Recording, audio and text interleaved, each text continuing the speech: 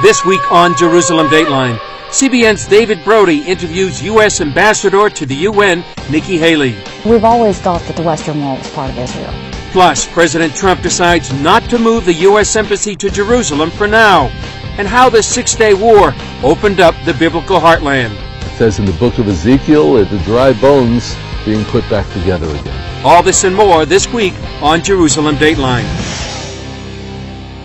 Hello and welcome to this edition of Jerusalem Dateline. I'm Chris Mitchell, coming to you from the heart of Jerusalem with American and Israeli flags flying in anticipation of the visit of U.S. President Donald Trump.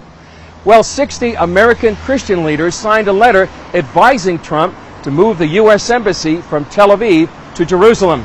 But a White House spokesperson told Reuters that at least for now, President Trump has decided to delay the move in order not to complicate the restart of Israeli-Palestinian negotiations.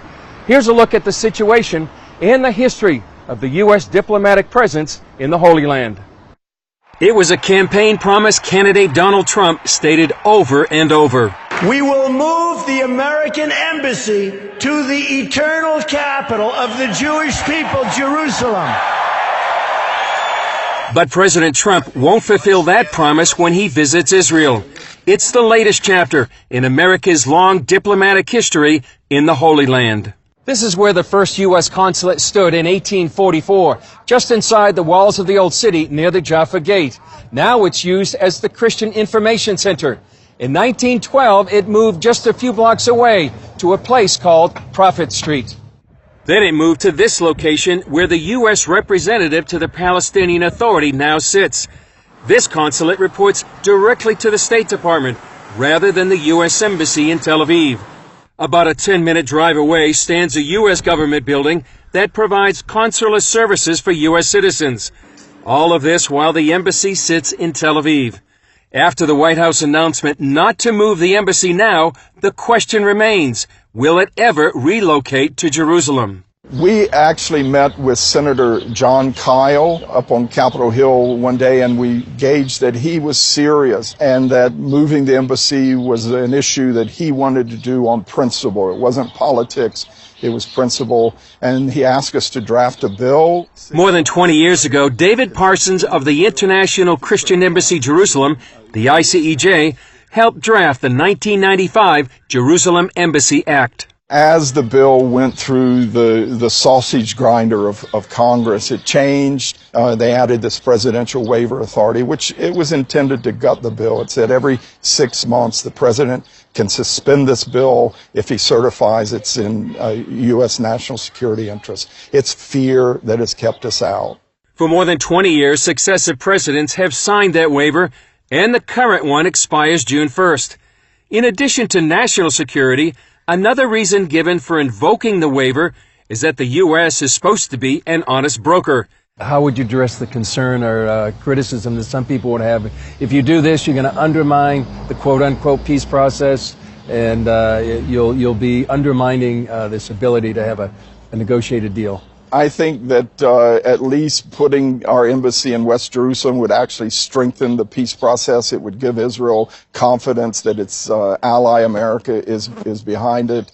And I think the longer that the nations wait to do this, the bigger and bigger the question of Jerusalem becomes. Parsons says Jerusalem seems to be on a 50-year cycle of favor. But when you look at, not only the last 50 years when the city was reunified in 1967, in 100 years ago when Allenby, the British general, marched into the city, liberated from the Ottoman Turks, just as the British government was committing to build a Jewish state here.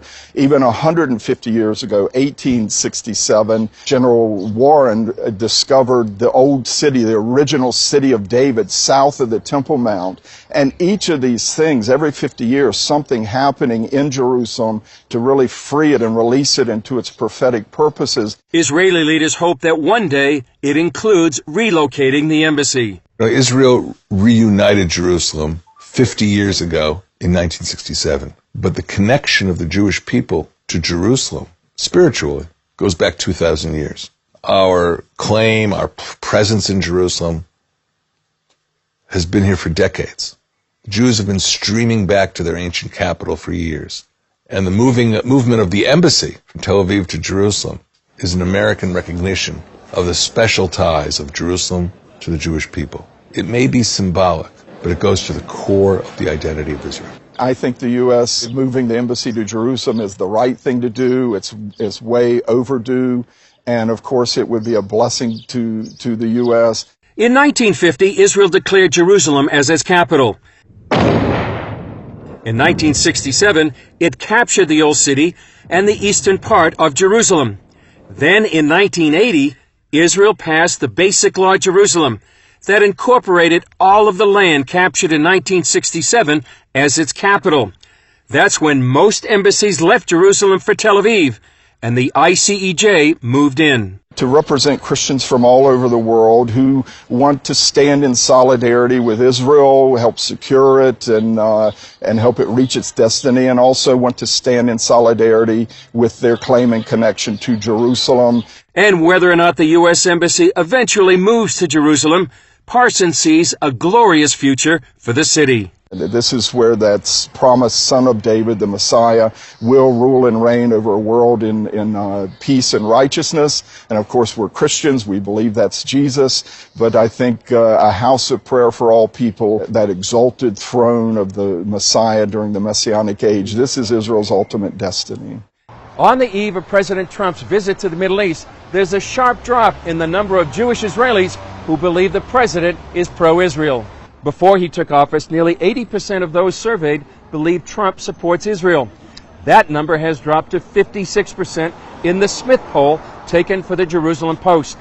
During the time between surveys, the president has welcomed Palestinian leader Mahmoud Abbas to the White House.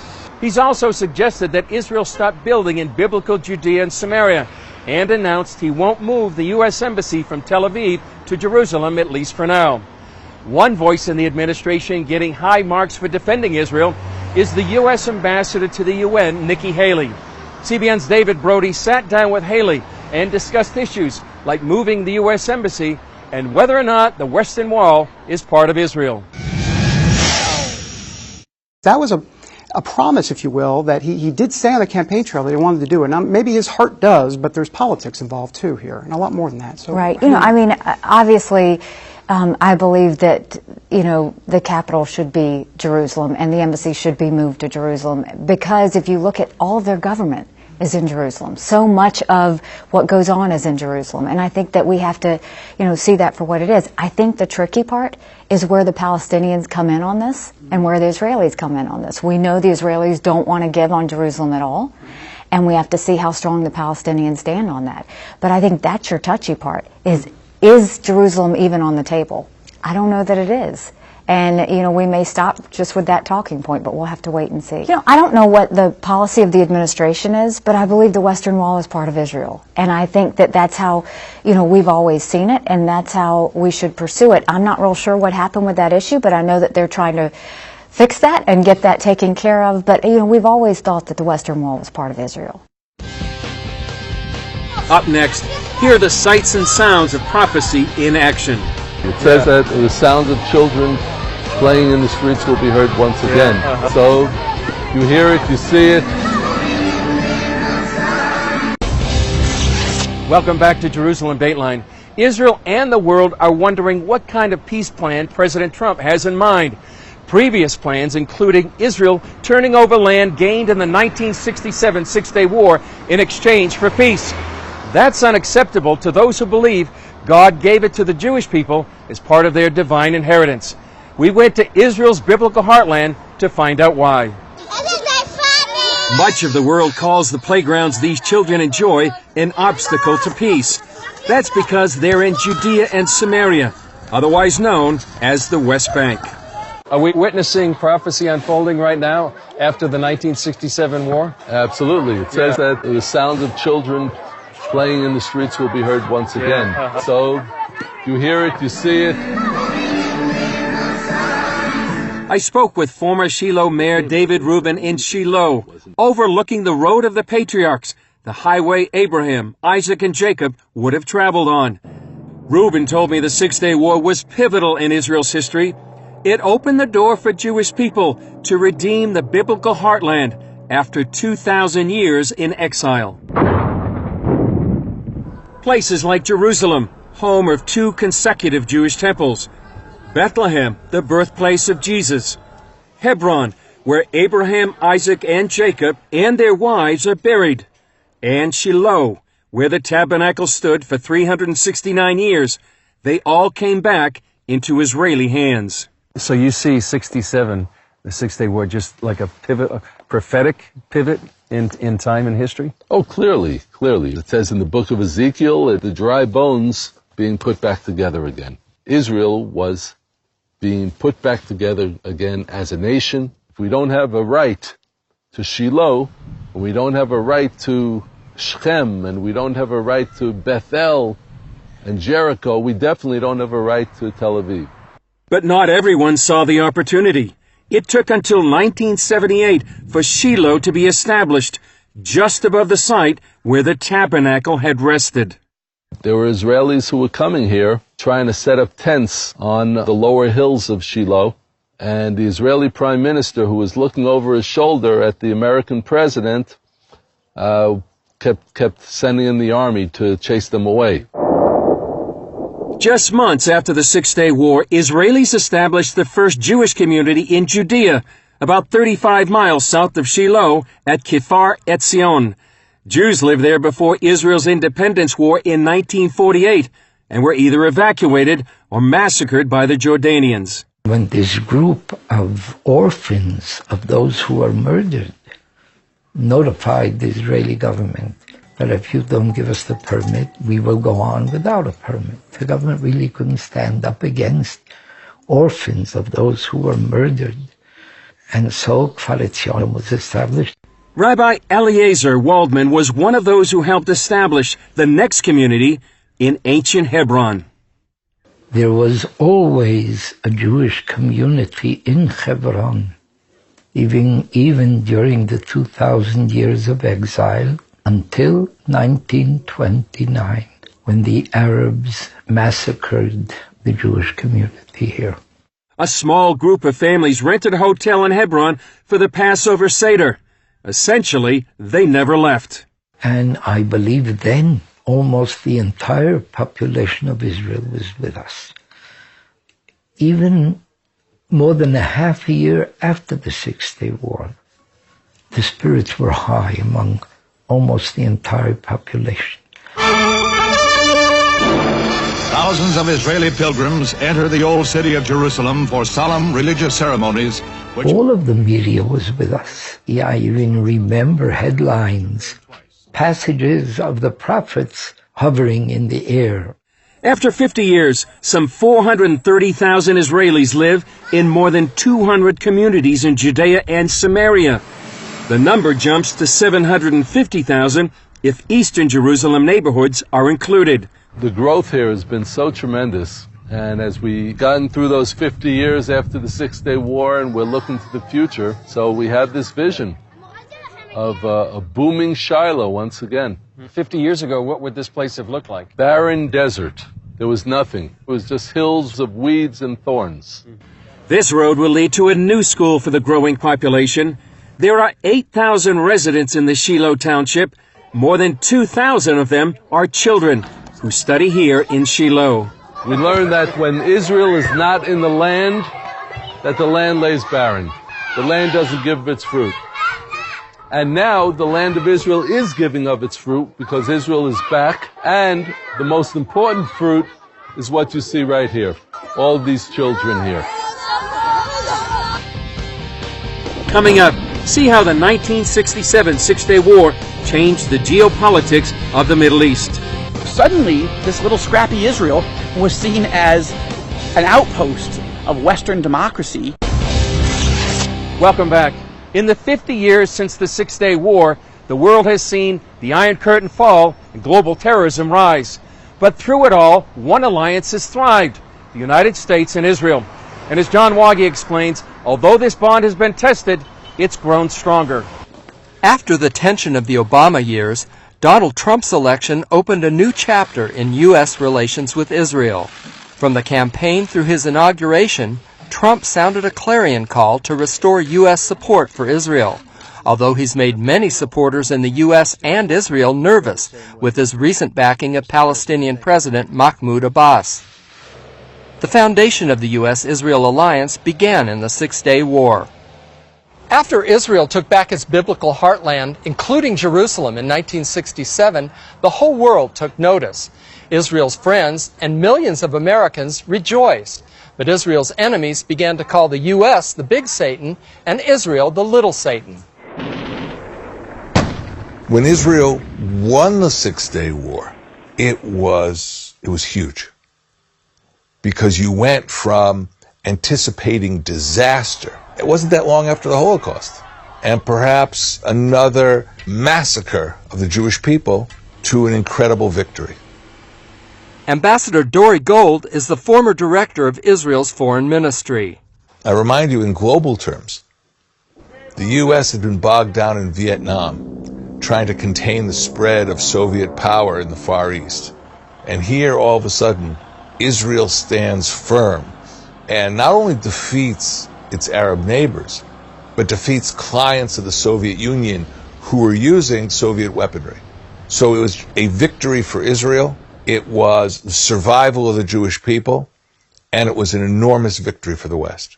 Middle East expert Joel Rosenberg says Israel's defeat of the Soviet proxies woke up the White House under President Lyndon Johnson. Suddenly, this little scrappy Israel was seen as an outpost, a frontal forward position of Western democracy that had the capacity to defeat Soviet MiGs, Soviet tanks, Soviet tactics, Soviet-trained soldiers. So suddenly, the United States thought, maybe Israel's more important than we thought geopolitically. And it was quite galvanizing to what became the most important alliance in the history of the 20th century, the alliance between the United States and Israel. President Johnson told the Russians no when they called for Israel to give up all of the territory recaptured in the war. Johnson made clear that Israel would have secure and recognized boundaries, a policy expanded by Presidents Reagan and Bush. And that became the basis of American diplomacy for decades. And only recently some people talk about a full Israeli withdrawal. That would be contrary to Israel's national security today, and it certainly was contrary to Israel's national security back then. In the half-century since the war, Israel has become a military power, as threats around it have also grown. Iran pursues nuclear ambitions while calling for Israel's destruction. Its terror arm in Lebanon, Hezbollah, has more than 100,000 missiles poised on Israel's north. And the old bear, Russia, is back in the region, looking for a foothold. Gold warns Iran's ties to nuclear North Korea and the Mexican drug cartels put the threat on the U.S. doorstep. The entire Iranian ballistic missile program, to a large extent, is connected with North Korea's ballistic missile program. Both of us have an interest in making sure that the proliferation of ballistic missiles to rogue states be stopped.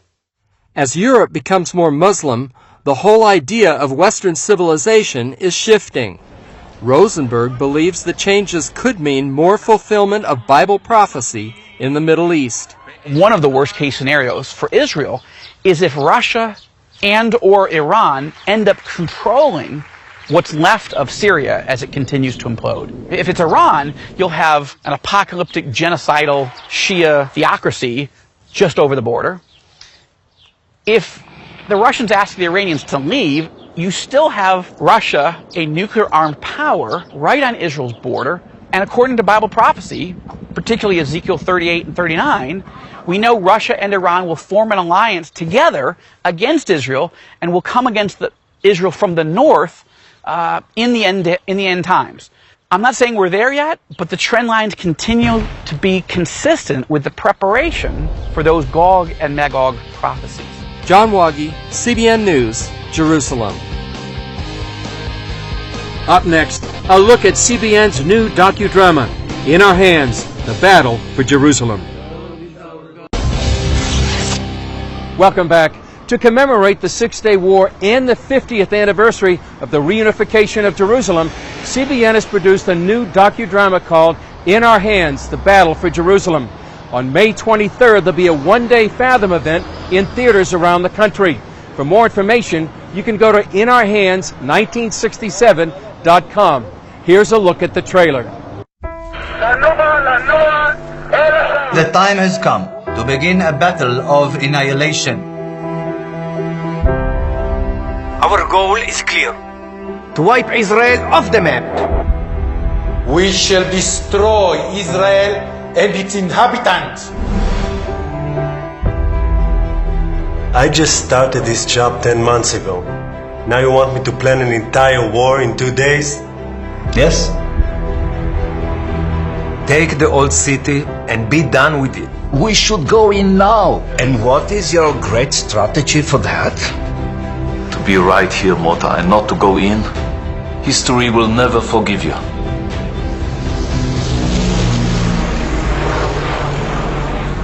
Jerusalem has never been conquered from the east. Not since King David's time. So it will be the second time. And the last one.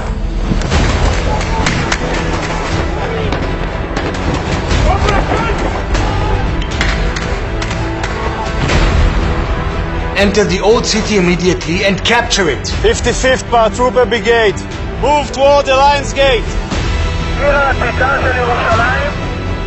It was a merciless battle, but you didn't complain. For you it was enough to drive forward and to conquer. Jerusalem is yours, forever.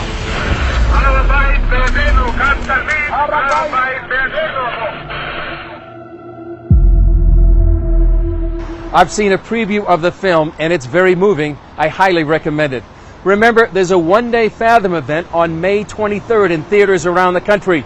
For more information about where those theaters are and how to buy tickets for your family, group, or your church, you can go to inourhands1967.com. Well, that's it for this edition. Thanks for joining us. Remember, you can follow us throughout the week on Facebook, Twitter, Instagram, or YouTube. I'm Chris Mitchell. We'll see you next time on Jerusalem Dateline.